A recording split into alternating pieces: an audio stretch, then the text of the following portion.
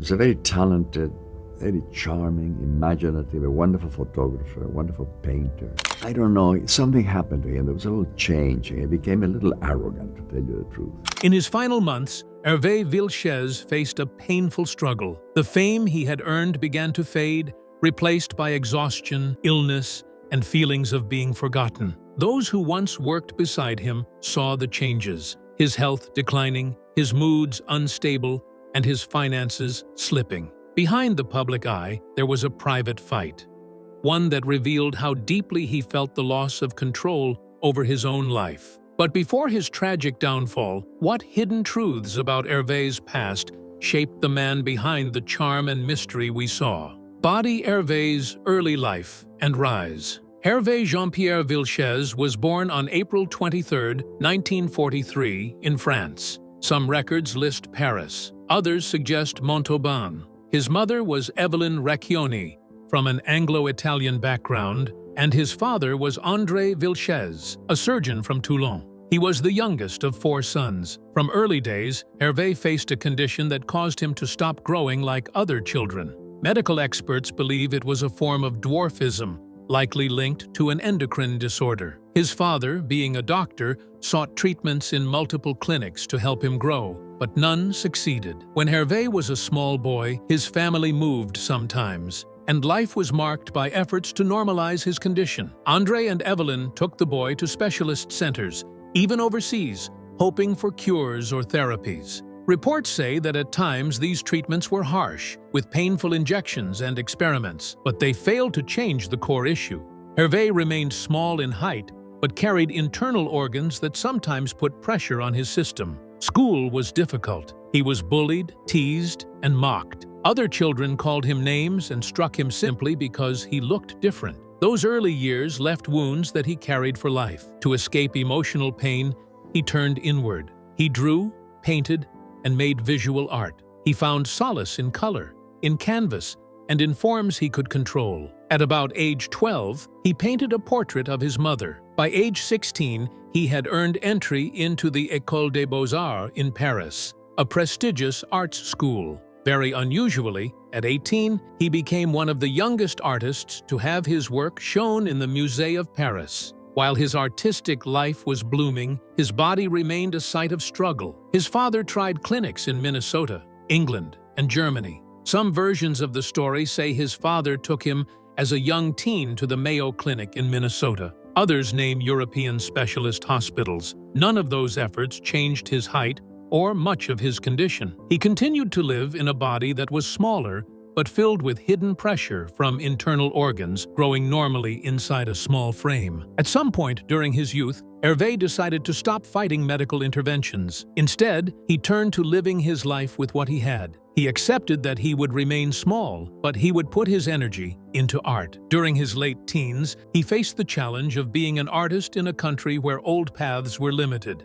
He had talent and drive. In 1964, when he was about 21, Hervé chose to leave France. He sailed for the United States, settling first in New York City. The move was driven by ambition, a search for new chances, and a need to escape prejudice. In New York, he had more space to experiment, more diversity, and more art scenes that would accept someone different. He knew English was not his strong suit, so he taught himself. He practiced until he could speak with enough clarity to act. In New York, he continued to work as a painter, photographer, and artist. He did portraits, gallery pieces, and experimental art. He entered into bohemian and downtown art circles, where difference was more tolerated. He made connections with younger actors, writers, gallery owners, and theater folks. He also began taking small acting roles in off-Broadway productions. Plays like The Young Master Dante and works by Sam Shepard gave him experience on stage. Through theater,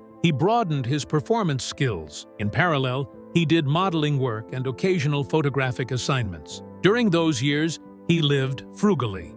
It is said that he slept in small apartments, sometimes in cheap lodging.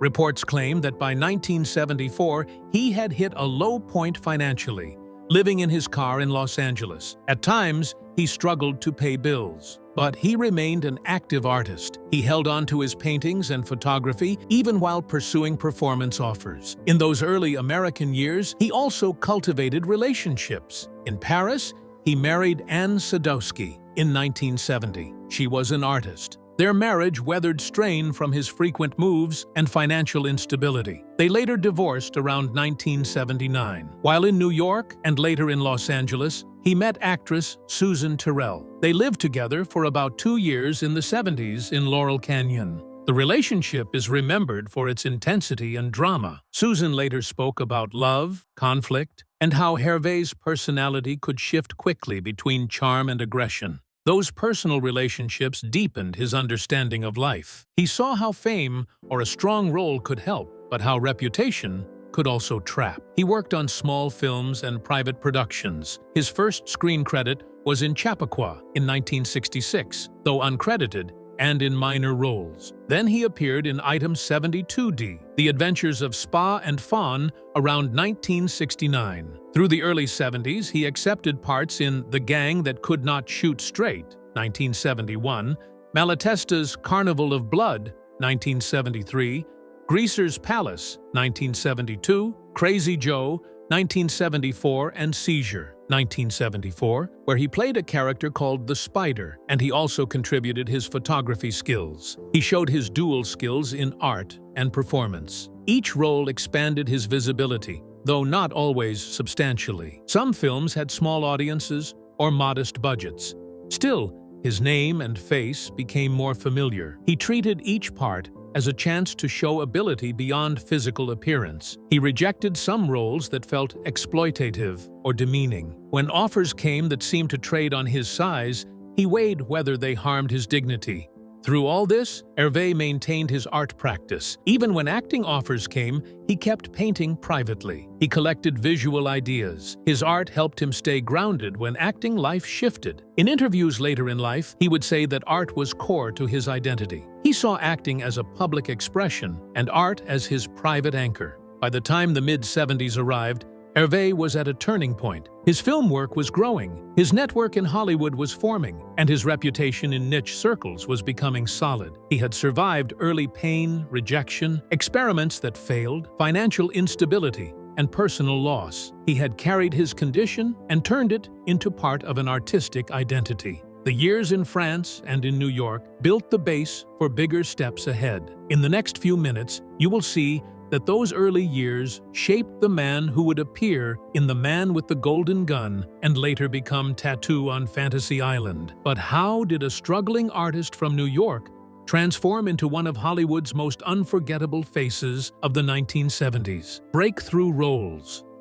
Hervé Villechaize moved from art and theater into film work in the early 70s. He took parts that showed a strong presence on screen. Directors noticed his ability to hold attention in a single shot. He used his face, voice, and movement to create memorable characters. A turning point came in 1974 when he won a role in a James Bond film. The film was The Man with the Golden Gun. Roger Moore played James Bond. Hervé played Nick Nack, the assistant to the villain Francisco Scaramanga. Christopher Lee played Scaramanga. Hervé had few lines, but his gestures and looks made the role stand out. He moved quickly, and he used expressions to make simple scenes feel tense or odd. The role made him known to a wide audience. After the Bond film, more doors opened. Casting directors began to think of him for unusual parts. In 1974, he appeared in Seizure, a horror film directed by Oliver Stone in his early career. Hervé played a character called Spider. The film was low budget and aimed at cult audiences. It gave him a chance to play a role that was more than a short joke. He also worked in a private cinema. One notable film was Forbidden Zone, a surreal musical by Richard Elfman. The movie premiered in 1980 and later found a larger cult crowd. Hervé played King Fausto, a small monarch with a dramatic presence. The role let him use theater skills and a strong visual style. The film was odd and not for mainstream viewers, but it kept his name alive. Between major films, he took a range of smaller jobs. He accepted guest roles on television and parts in low-budget features. He also did modeling and commercial work. The income from these jobs kept him working while he searched for roles that offered more depth. At times, he worked as a photographer, and he sold paintings to help pay bills. Actors and directors who worked with him commented on his craft. Some saw him as a committed performer who used detail to shape a character. He could turn a short scene into a memorable moment. Other industry people treated him as a curiosity, and he had to manage that image. He wanted to be taken seriously, and he sometimes refused roles he thought would make him a novelty. His work led to more television opportunities. Producers saw that he could make a strong mark in a scene. That skill led to auditions for television roles that needed a small actor with a distinctive voice and look. Casting for the 1977 series Fantasy Island saw him as a fit for Tattoo, a role that required sharp timing and a strong call to open each episode. His film work had prepared him to play small parts with a big presence. Some of his choices were personal. He preferred parts that offered movement or a clear visual idea. He liked roles that asked him to perform physically and to use his eyes and gestures. He rejected parts that would treat him only as a joke. Over time, he learned which offers would help him grow and which would keep him boxed in. The Bond film continued to be a name people used. Fans of the series remembered Nick Nack. Interviews from later years show that he took pride in the role while also wishing for more varied parts. He used the fame to contact directors and to get auditions. The visibility from the man with the golden gun helped him move from art circles into television and mainstream film. His film choices after the Bond film reflected a mix of short-term work and creative projects. He sought stage parts and independent films where he could exercise control. He continued to paint and to sell art. At times, he worked with earlier friends from the Paris art world and from New York theater. Those connections provided smaller, meaningful projects that kept him busy. Casting agents noted his reliability in small but key parts. They saw that he could follow directions and give a sharp performance in a single scene. His name began to mean a certain type of memorable support role. Directors would call him when a part needed a strong visual anchor. As the 70s moved to the 80s, Hervé's presence on screen was still there, though not always much in number. He had a high point with the Bond role and then steady work in independent films and commercials. Those years set the stage for a move to television that would make him more widely known and bring a new chapter in his public life. Hervé handled fame in his own way. He kept art at the center of his life, and he chose acting work that fit his public image. The roles he took after the Bond film show both a search for respect and a practical need for income. He balanced creative projects with commercial jobs so he could stay visible while still working on art. This period shows a professional actor building a varied career. He used his strengths, and he worked to avoid parts that would be purely exploitative. The choices he made in the mid-70s led directly to the television role that would be his best-known work. He also studied movement and voice work to widen his range. Casting directors respected that effort, and it showed in auditions and in small but notable parts he won in the years that followed the film era. But as Hervé's reputation quietly grew, fate was preparing a role that would change everything. Was the world truly ready for him? Fantasy Island, Hervé Villechaize won a role that would make him known across the United States. In 1977, producers created Fantasy Island for the American Broadcasting Company network. The show was the idea of writer Gene Levitt, and the project was produced by Aaron Spelling and Leonard Goldberg. The island set and the lead role of Mr. Rourke were central to the plan. Ricardo Montalban was cast as Mr. Rourke. Hervé was chosen to play Tattoo, the assistant who sounded the bell and called for the plane. The Tattoo call became a short signature that viewers remembered. Each episode opened at the Queen Anne Cottage Bell Tower at the Los Angeles County Arboretum and Botanic Garden in Arcadia. Tattoo ran up the tower and shouted his line while the camera cut to the island shore. That moment set the tone for each show. The role asked Hervé to use a good voice, a strong gesture, and a presence that could fill a brief scene. Filming took place mostly in California at Warner Brothers Studios in Burbank. For island shots, The production used footage from Kauai, Hawaii. Interior sets were built on sound stages. Workdays were long. The series ran for many episodes, and the production schedule required steady effort from cast and crew. On set, Hervé and Ricardo had different styles of work. Ricardo had a long career and a unique way of acting. He spoke softly and controlled the pace of a scene.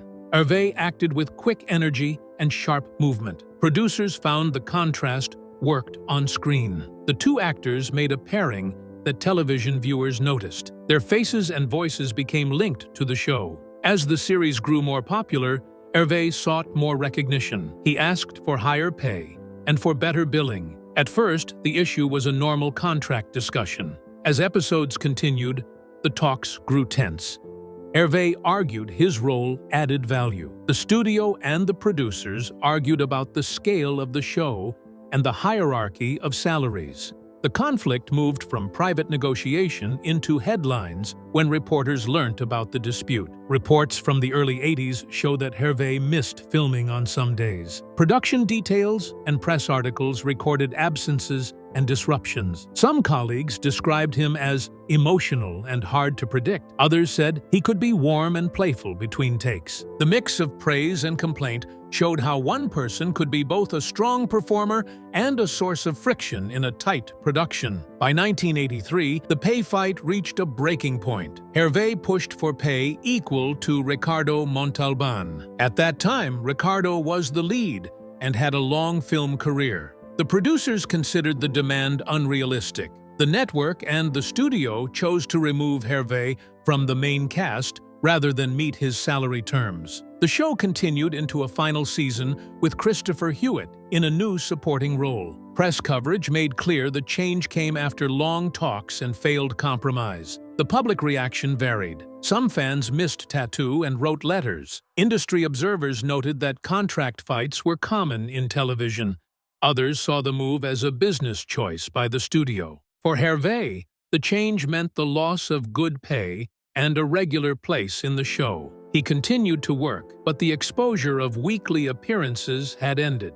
Ricardo Montalban later gave interviews where he spoke about life on set and about the work needed to keep a series running. He described the demands of shooting many guest stories and the effort to balance guest stars with the regular cast. In his interviews, he was wise when reflecting on cast changes and on the pressures of television production. Behind the scenes, other issues added strain.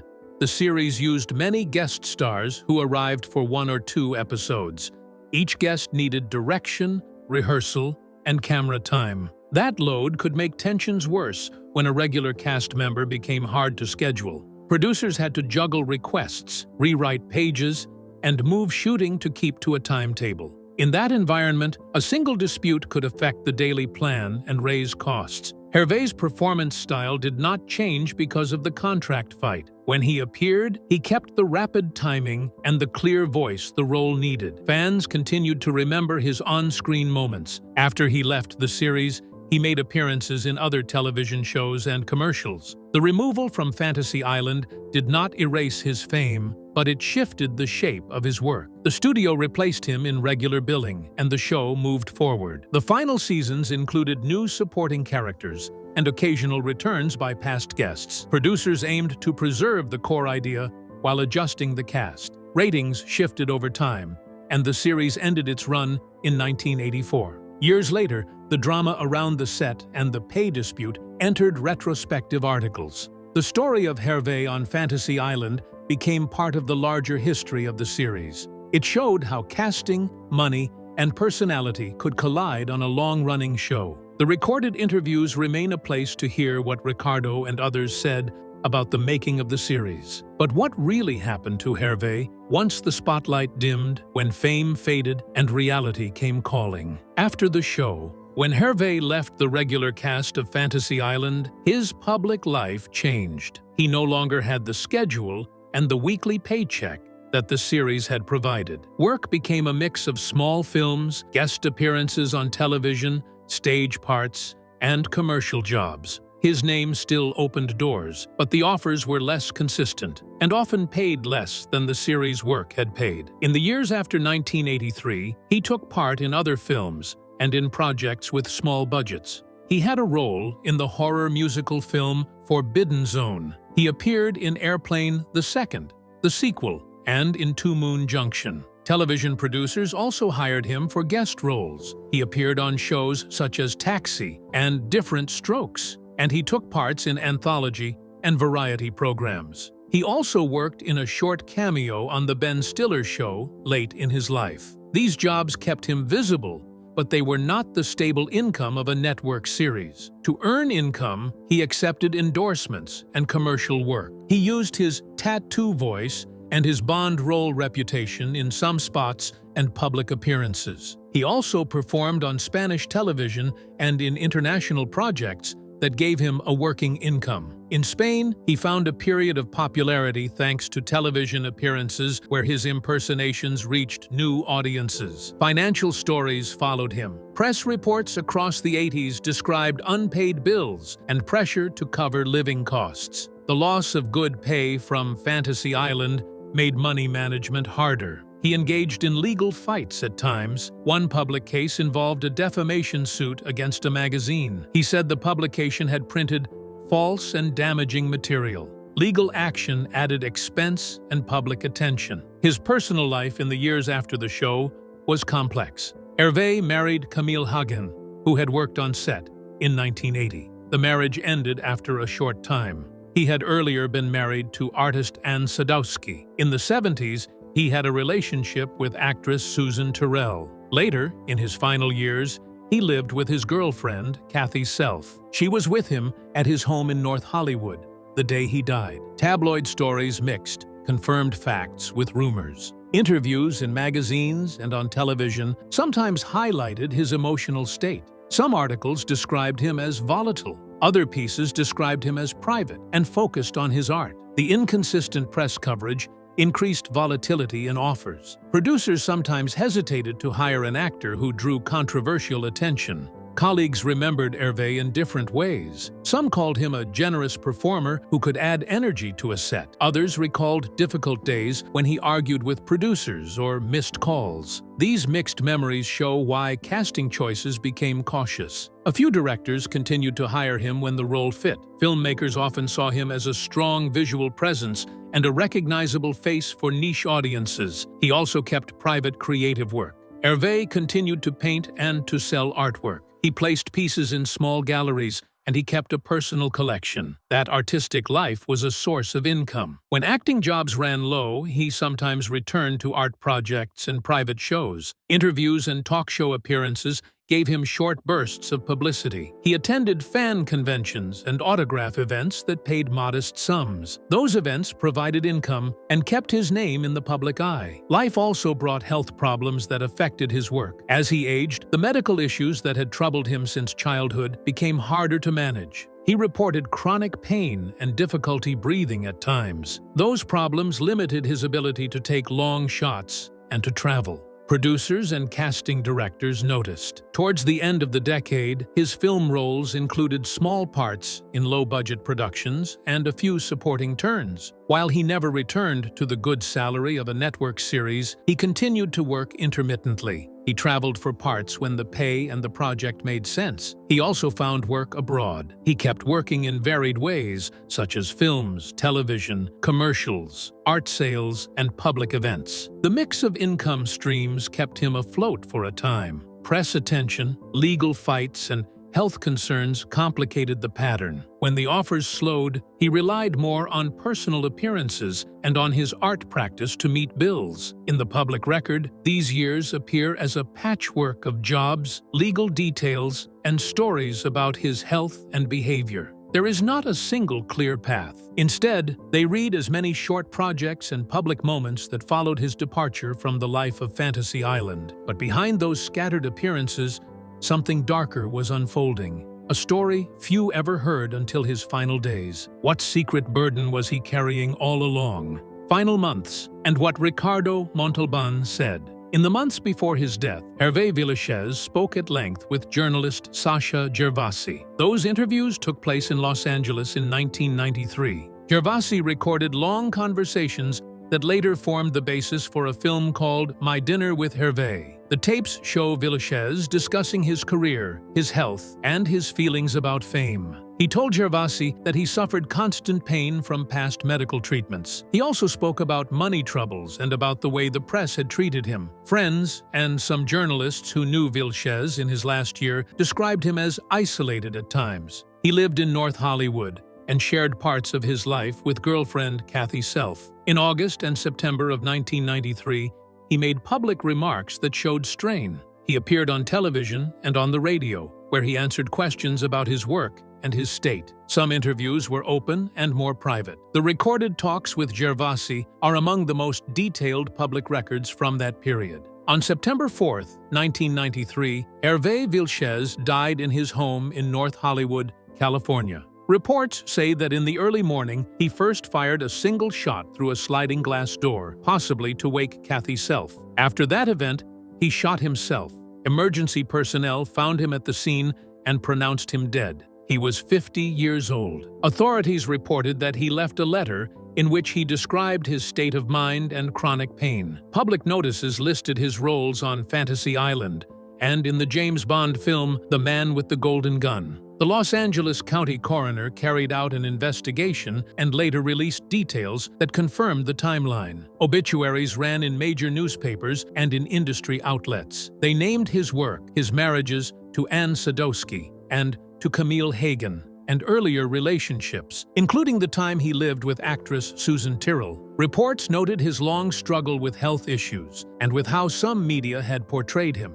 Ricardo Montalban reacted to the news in interviews. He had been Villechaize's co-star on Fantasy Island, and he spoke often about the responsibilities of making television. In recorded interviews, Montalban described the work on set and his view of cast members as professionals doing a job. He noted the practical demands of a long-running series, such as balancing guest stars and daily shooting schedules. He did not castigate Villechaize. Instead, he spoke in calm terms about the difficulties of production. Producers, writers, and fellow actors offered varied public remarks. Some remembered Villechaize's talent and his ability to seize attention in a short scene. Others mentioned the contract disputes and the challenges of scheduling around a performer who had fits of anger and absences. The combined statements created a fuller public record of the late 70s and 80s period that led to his final years. After his death, the recordings by Sasha Gervasi received renewed attention. The tapes offered an intimate look at Villechaize speaking about his life. The material later inspired a dramatized film that used the interviews as a guide. The film presented parts of the recorded talks while adding scenes to shape the story. The adaptation clarified some dates and used creative license for dialogue that was not recorded. Public reaction to his death included tributes from fans and colleagues. Memorial notices in trade papers listed his roles, his dates, and his surviving relatives. Many pieces repeated the same credits, showing how his career would be remembered in headlines. Friends and some collaborators kept private remembrances that spoke to his art and his life away from cameras. The records that remain are interviews, press reports, public records, and the Gervasi tapes. Those sources provide the clearest view of his last months and of what he said during that time. They document a career with high points and low points in public view. The recorded interviews by Ricardo Montalban and others give a practical view of working life on Fantasy Island and the constraints of popular television. His death prompted renewed reporting on his life, career, and the pressures he described. Hervé's life was a mix of brilliance, pain, and misunderstood ambition. Ricardo's words painted him as both fragile and fearless, a man shaped by struggle and art. But what truth did Ricardo finally reveal about their time together? And how much of Hervé's story remains hidden behind the cameras forever? Thank you for watching till the end. Do not forget to like, comment, and subscribe to our channel. See you in the next.